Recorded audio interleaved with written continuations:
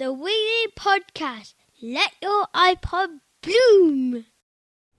Welcome to podcast 210. This week on the Wiggly Podcast, we're going to cheer you up. We're going to entertain you, because last week we didn't, did we? Element of entertainment, wasn't Do you think so? I'm Heather from Wiggly Wigglers. I'm Richard from Bugs and Pieces, occasionally at Wiggly Wigglers. And I'm Farmer Phil. You've got your own podcast, Rich. Indeed, it's called Tales from the Hill. I've only just started it. I think I'm on the 4th episode, so still trying to find my feet a little bit, even though I've had a great deal of experience with the Wiggly Podcast.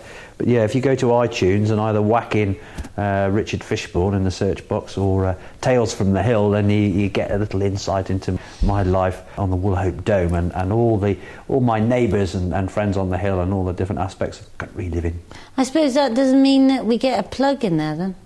Or do we? You do get plugs, actually, and equally there are times when, of course, I'm recording off my own bat, and I'm keeping those little features for the Wiggly Podcast as well. And on this week's show, we've got one of those coming up. Indeed. And we've also sourced English millet. We have. And English canary. We have. So we're ready for a big launch of a British bird mix. But I am going to leave you now because I can't be bothered to stay. No, I've got a meeting now with a lass from an important magazine. She's on her way to Hay-on-Wye, and so I'm off. Okay. So will you boys be all right on your own? Can I hit him? Of course, Phil, as usual. Just don't record the punches, otherwise we'll get into the explicit category. So I've gone. Goodbye.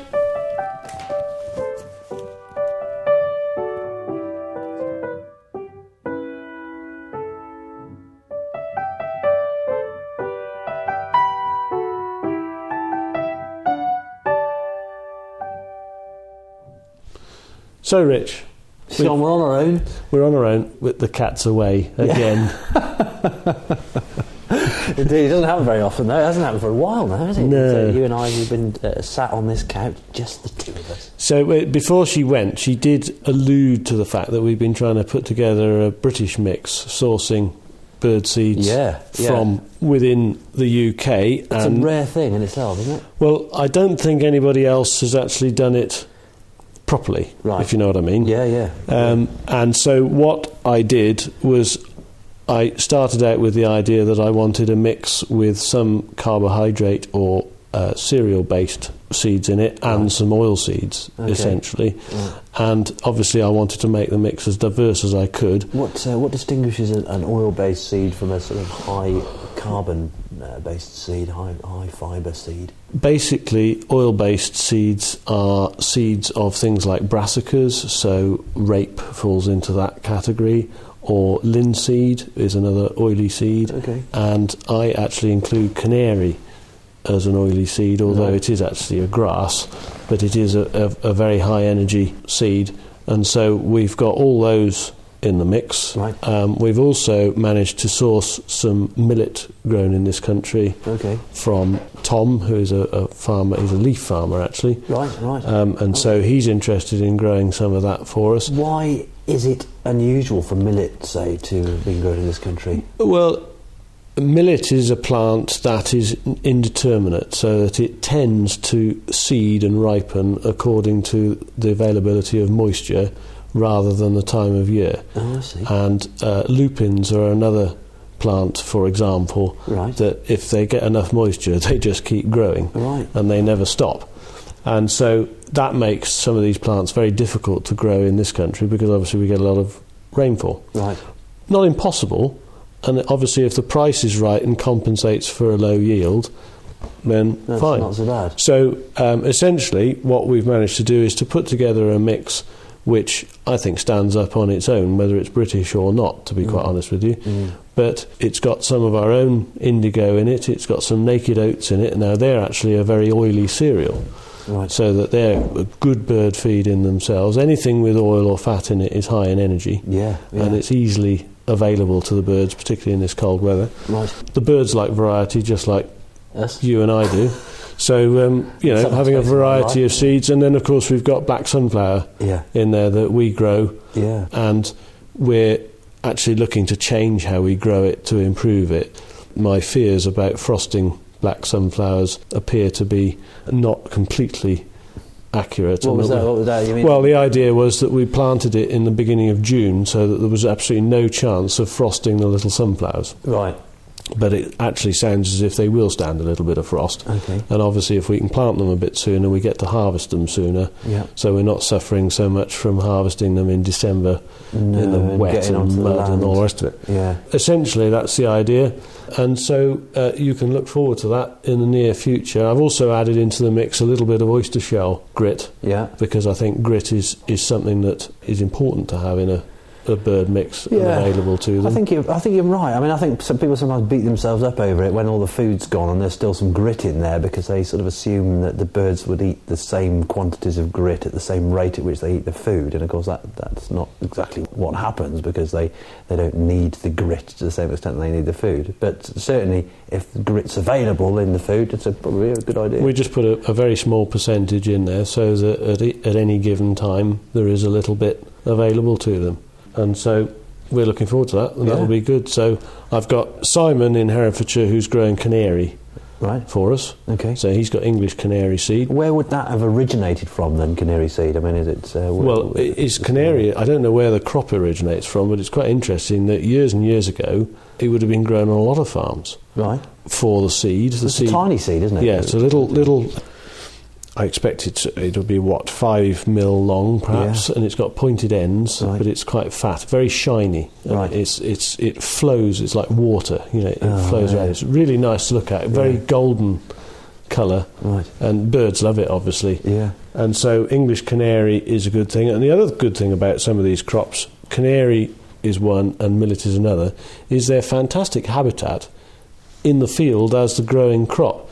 Canary is a dense, fairly coarse grass-like plant, and then it has a long stem with a fluffy seed head on the top of it. Okay. And so all sorts of animals love that just as a crop. Millet gives a very dense and sheltered habitat. It's sort of very green with big leaves, and it covers the ground completely, so that creates quite a good habitat for all sorts of things. Right. So that not only do these things produce a seed that's good value on the bird table, but it's good out in the field. And, of course, it's diverse cropping, so you've got lots of different types of plants, gives you better rotation, which should enhance the rest of the rotation. Yeah. So that'll be good. So that's right in the pipeline now. Excellent. Good stuff. So along with all the other bird seeds, which are flying out the door. Which is good news. Well, it is the time of year where the majority of the bird-loving population feed our garden birds. Yeah, why wouldn't you? So that's good. And the other thing that Heather did before she left was that she put out on Twitter what questions would people like addressed on the podcast. Yeah. You happy birthday. Just this Twitter business, I'm just curious, how is it possible for people to respond to someone's Twitter so rapidly? I mean, haven't they got work technology to do? rich? Are they skiving? What's up with them?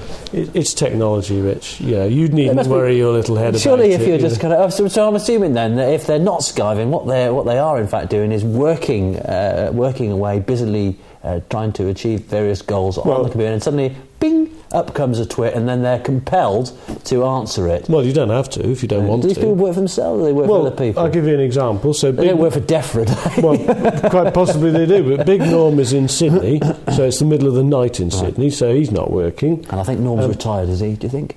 He might be. Tim Teague, who I've got a question from in a moment, is actually travelling in France, so that he's tweeting from his phone as he's sat in a train or whatever he's doing. And so, it's the sort of thing you can do it from your phone, or you can do it from your computer. Right. And I think it's fantastic. You like it, don't you? You guys really think... But anyway, we've got a couple of questions that we ought to address. And the aforementioned Mr. Teague... His question is, why is it so foggy in France? Right. I might as well stay at home. And I take the view that the reason that it's so foggy in France, Tim, is because the fog has come down and you can't see. So that's why that is. Okay. So, the tongue of high pressure from the Azores high has spread over Western Europe. Oh, that's far too technical. Wind speed. That's what the answer you should give. No, I think if I can't see, there's two possibilities. Either my eyes are shut or it's too foggy. It'll make it look as though you're as intelligent as Michael. Right. Anyway, the real question is that he said, is the campaign for the farmed environment being publicised enough? Are the consequences of failure well enough understood? And the answer to those two things, in my view, is I don't think we can publicise it enough, too much. I think that, it's something that, as farmers, we have to publicise what we're doing better and keep doing it. Yeah. And the Campaign for the Farmed Environment is our chance to show, in my view, the consumers, but the government would have us that it's showing the government that we are responsible enough to look after the countryside. Right. And I think that's a good show, because I think we ought to show that we're responsible enough to look after the countryside. Yeah. And if there are things we do that are not good, we ought to address them. And equally, it gives us a chance to point up the things that we're already doing that are good. Yeah. And so I think there's the expression, isn't there? I think it was coined. Gosh, years ago. I did a couple of agriculture modules in my degree. Just for interest's sake. And I remember looking at the Scott report. That was a study commissioned by then the central government to look at the feasibility of farming. It was in 1947. But one of the key phrases that was coined by Scott was that farmers were the guardians of the countryside. Now, that farmers often use that expression to stress their significance in the countryside, but often that has been abused. I was going to say we have to be careful, because I think that there have been occasions when farmers have used that phrase, the guardian of the countryside or the custodian of the countryside, as a licence to do what they will, and that may or may not be appropriate. Right. And I think that some accountability is valuable. And as Tim rightly says, the consequences for not achieving something with the Campaign for the Farmed Environment are essentially that central government have threatened to impose environmental activities on agriculture. And as somebody who is vehemently against central government imposing anything on agriculture, the onus is on us there is that. To do it ourselves. Right. And I believe that there are obviously areas where we can improve our activities, right. But it also gives us a chance to showcase those things that we're already doing. Indeed. And point them up. And I think that's equally important, that we're not necessarily environmental criminals, all of us, and that there are aspects of what we do which the countryside is completely reliant on, and rightly so. Fabulous. Well, okay, and in addition to that, I think there's a final tweet about all things Brock-like. Well, yes. Lynn Rees has asked what our thoughts on the badger cull trial in Wales are. Yeah. It's only in Wales, right. Because the Welsh Assembly have basically had the guts to say this is what we're going to have to do. Right. I'm not completely in agreement with it, although I am intrigued. What's the extent of the cull? Well, essentially what they're going to do is to select areas and cull the badgers. Right. Basically try and get rid of tuberculosis, bovine tuberculosis. Okay. I think that politically that was probably the only thing they could do, because they aren't in a position yet to do the more targeted badger control, which is what I would like to see. I would like to see badgers with TB controlled and try and leave the healthy badgers. Which makes sense. But it's quite a difficult shout, because politically and actually practically doing it, it's not easy. Yeah. Who do you allow to do what and when? And so it'll be a case of watching. I sit so uneasily about any aspect of badger culls. It's such difficult ground to engage in, and I know we've talked about it many times over the years, but I just don't see how it's possible to essentially prescribe the culling of animals in a specific area in order to justify the reduction in the spread of TB, given that, I think there is sufficient evidence now to suggest the relationship between badgers and cows causes problems and the spread of TB, but in order to eradicate a community of animals, to stop the spread of a disease when, in fact, other things could be done to stop the spread of the disease, is wrong. I think you're probably right, and I agree with you, but I think that it's a simpler thing than that politically, to do something about TB in badgers is better than nothing. And like you, I don't like the word cull. It's a blunt instrument, and I think it has quite a lot of negatives to it. Yeah. But the English government's attitude that we're not going to do anything about TB and badgers renders everything else that we do pointless. We're slaughtering hundreds and thousands of cattle, and that will continue until we address the body of disease. So we'll watch and see. We'll see what happens. The evidence that comes out of it will be useful, right? And that we can judge, and hopefully we can get more targeted badger control. I much prefer the word control, and I much prefer the idea of controlling diseased badgers, because that way we can get some results. Okay.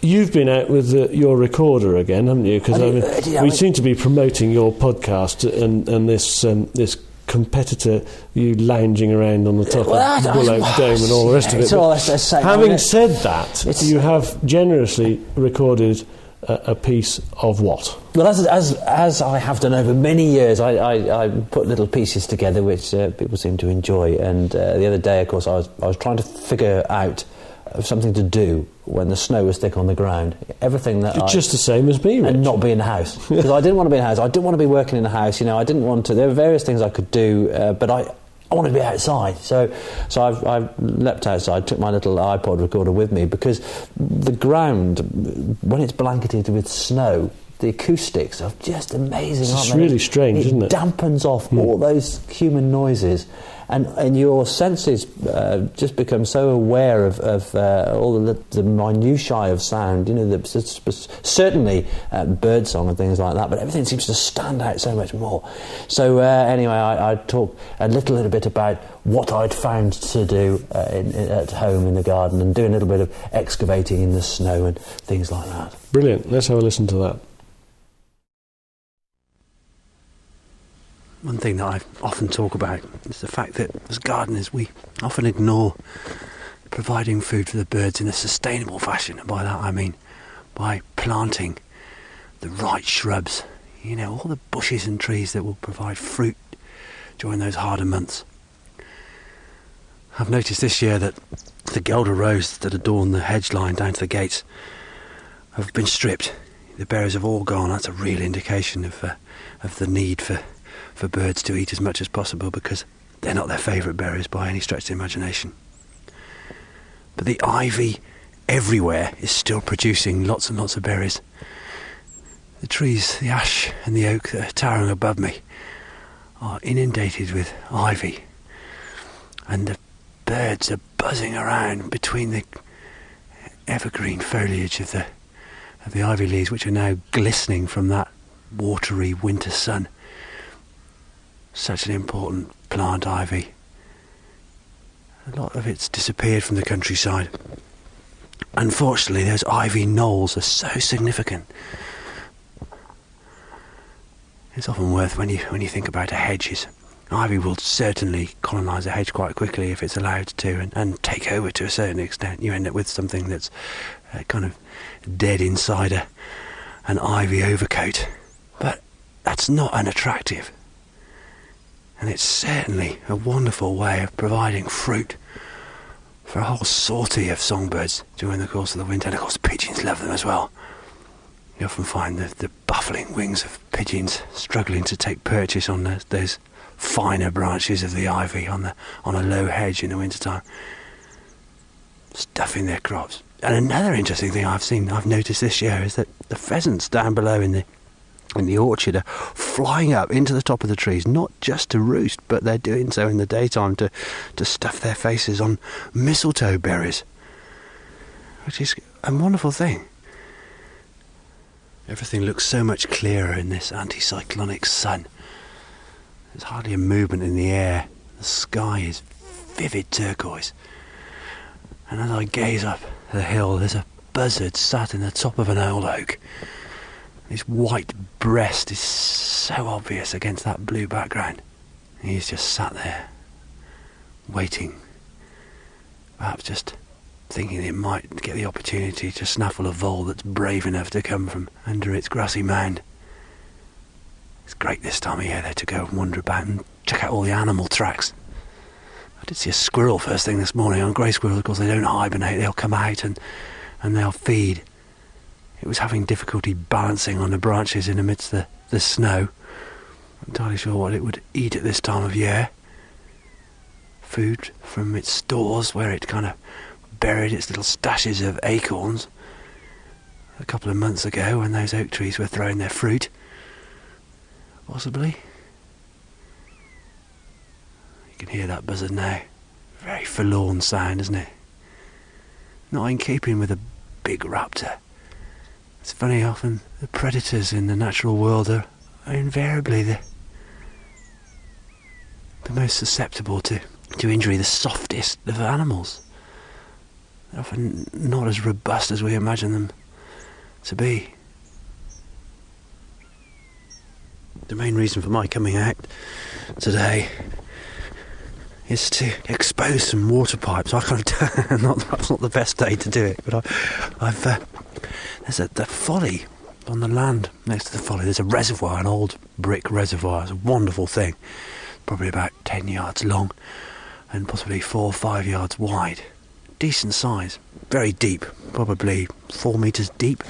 And unfortunately, earlier on this year, some of our neighbours were having some work done, and the guys that were doing the building managed to uncover the water pipe and broke it, and consequently the reservoir drained down. Now what's interesting about this reservoir is whilst it's on folly land, it doesn't feed the folly. Oh, listen to that. Doesn't that sound? That's a great spotted woodpecker. He's just shot up into the oak tree next to a couple of bat boxes I put up there a few years ago that I don't think bats have ever used, but blue tits have nested in them, so they've served some purpose at least. Anyway, back to the reservoir. I thought I needed some more control over this reservoir. It drained down, and interestingly, as a way of filling up, associated with sort of capillary action. There's no real spring as such going in there, so it needs some water in there to maintain its volume. So I'm going to excavate part of the pipe that goes down past ours and tap into it a connector so that we can benefit from our reservoir, if you like. What I'd like to do with the water is use it to put in a dishwasher. I've had real problems with the idea of having a dishwasher, but washing up never gets any easier. It's not a pleasant task, and if I've got a means of being able to supply it with water, something that's efficient in terms of electricity, then I think that's probably a winning solution. But I'd also like to use the water to flush the chains at least, possibly even feed the washing machine. So that's my little project for today. There are certainly worse things I could be doing. It's not exactly making me any money, but there you are. There's more to life. Male bullfinches just swung out in front of me.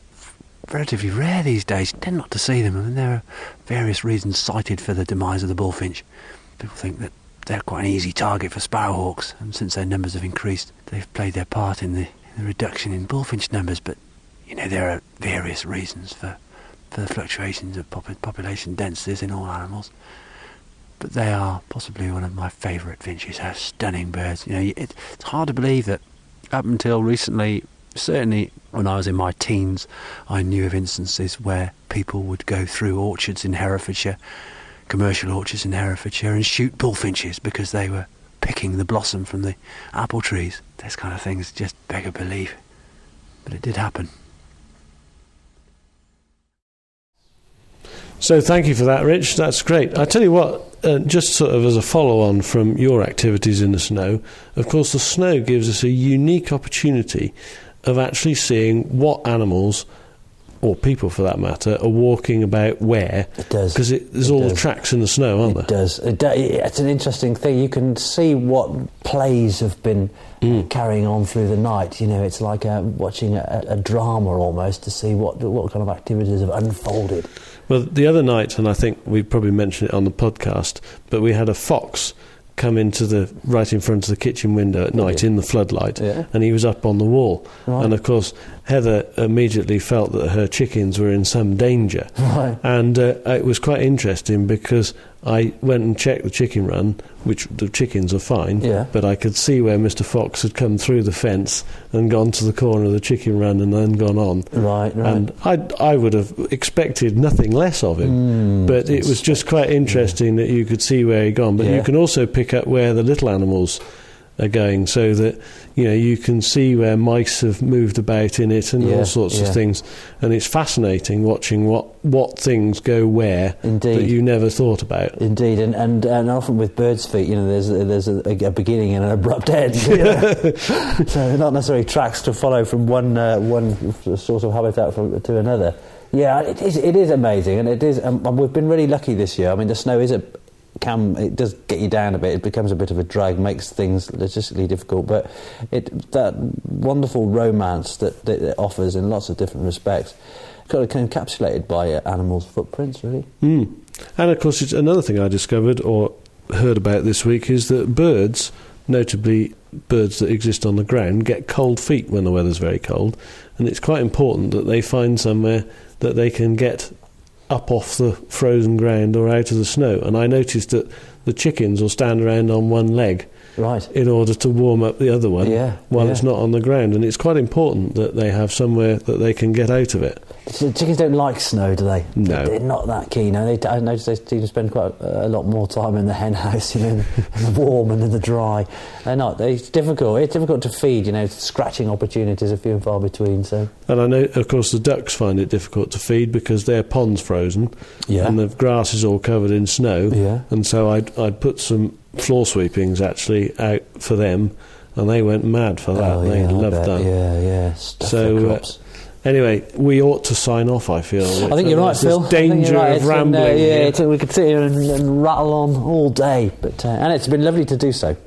Well, precisely. So it's bye from me. And it's bye-bye from me.